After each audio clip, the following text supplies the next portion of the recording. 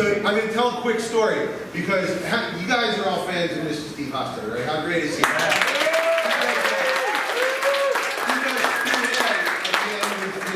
I was like, listen, we've been friends 20 years. I've never had a Q&A with you. So he was like, great, too bad you're not doing it tonight.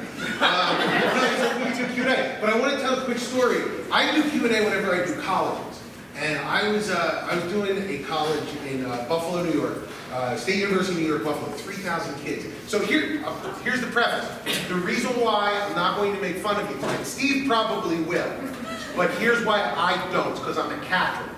And Catholics have guilt that stays with them forever. So I was at State University of New York, Buffalo, 3,000 kids, giant auditorium, a lot like the same feel as tonight.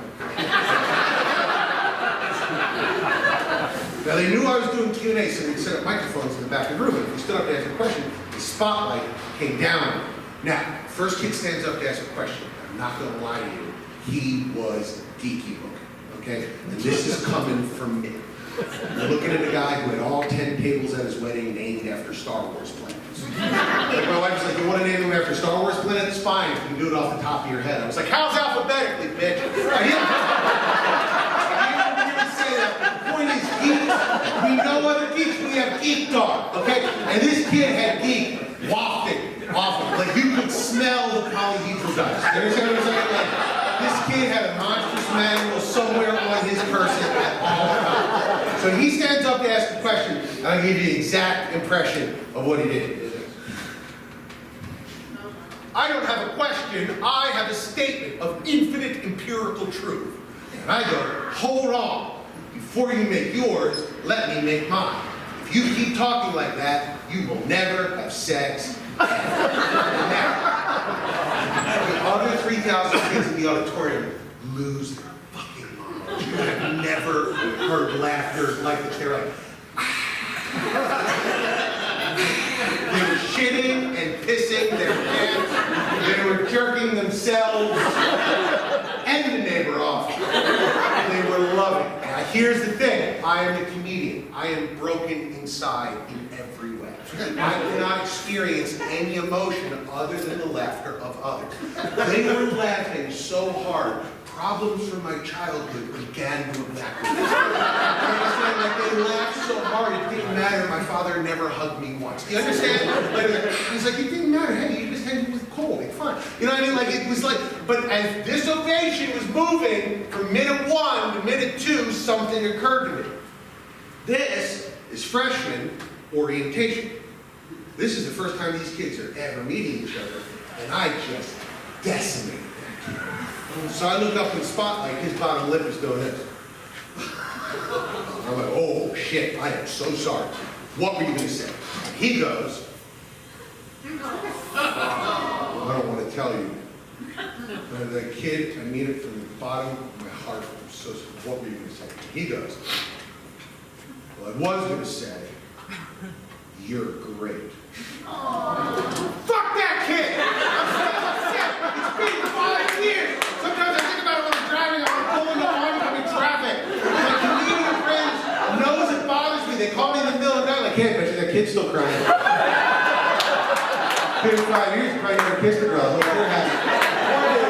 Not happy, so I won't make fun of you. Steve's kind of an asshole.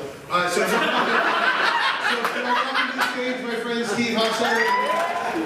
All right, so the way this works is you can ask anything you want, as ridiculous as you want, as personal as you want. We'll answer 100% honestly. You can ask a question of either of us individually or as a general question. We'll take a couple and see where the fuck this goes. And if you ask us to kiss, we have to. Jay, remember how we've never done a Q&A together before? Well, I thought it was like law. I thought it was a comedy. Yeah. Okay, so.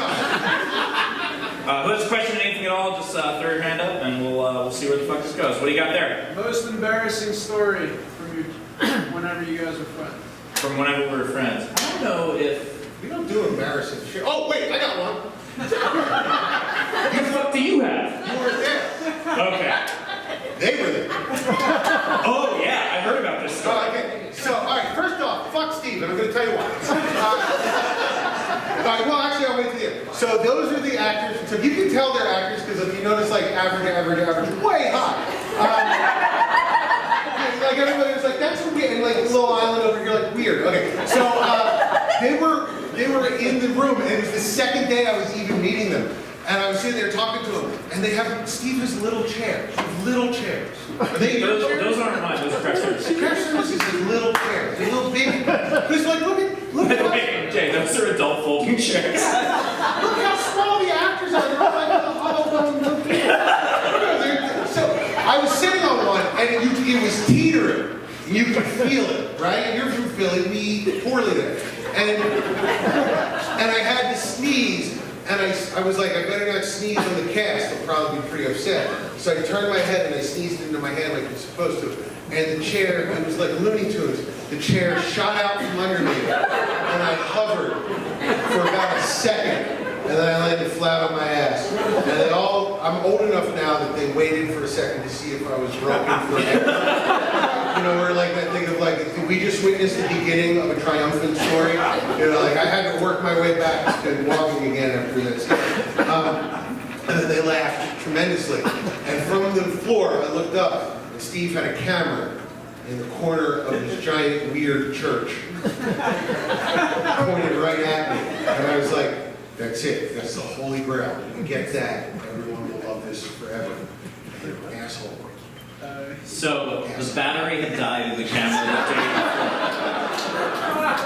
I get 3 different texts from people in the movie, because I was downstairs, and I get 3 different texts being like, hey, do you have access to the cameras in the church right now? And I was like, why? Because I didn't see it, but I heard it. I heard it happen. When I heard a crack, I was like, oh man, that's a lot of expensive lighting gear that just fell. No, just Jay. It was just Jay. And we didn't have that. One very cheap writer fell. And we didn't have that in it. But that's an actual embarrassing thing. And I've been making a joke about it every day to kind of diffuse it in my head, but I have nightmares about it. Could you imagine, sir, we're similar, awkwardly big. Like, could you imagine sneezing right now and then falling down and then your weirdly 12-year girlfriend, which none of us understand. It's not like you know better, relax. No. Like, she was just like, she had to pretend like, oh, it's just a thing that happens, don't worry about it. But it's not. I sneezed myself out of a fucking chair, sir. You understand? I'm never, so that's the most embarrassing. I feel like mine's worse, actually. I stood up to ask a question at my freshman orientation.